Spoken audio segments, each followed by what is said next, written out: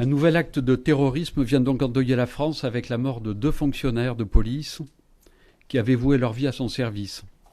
Je voudrais leur rendre hommage et exprimer tout d'abord une pensée émue pour leurs proches. Cette tragédie vient nous rappeler toute la complexité du risque terroriste qui peut se traduire, on l'a vu l'an dernier, par des tueries de masse, mais aussi par des passages à l'acte d'une extrême violence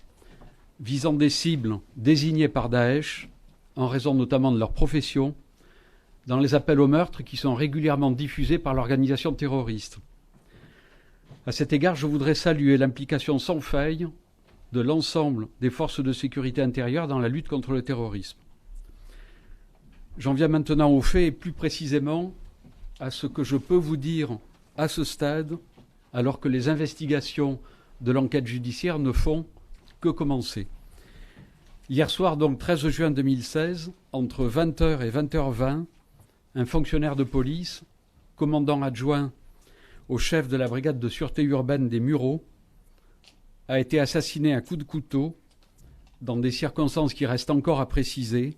devant l'entrée de son domicile, à Magnanville, dans les Yvelines, dans une zone pavillonnaire.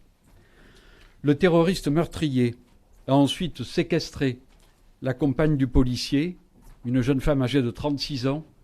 qui était agent administratif au commissariat de police de Mantes-la-Jolie, et leur jeune enfant, un petit garçon de 3 ans et demi, avant d'assassiner par arme blanche la jeune femme. L'alerte a été donnée par son voisin, qui a déclenché l'intervention des policiers de la BAC locale, puis du RAID. Au cours de ces négociations avec le RAID,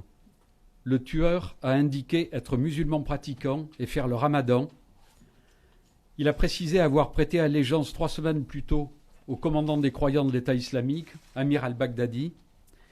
et il a ajouté avoir répondu à un communiqué de cet émir qui demandait, je cite, de tuer des mécréants chez eux avec leur famille. Il a indiqué connaître la qualité de policier de la victime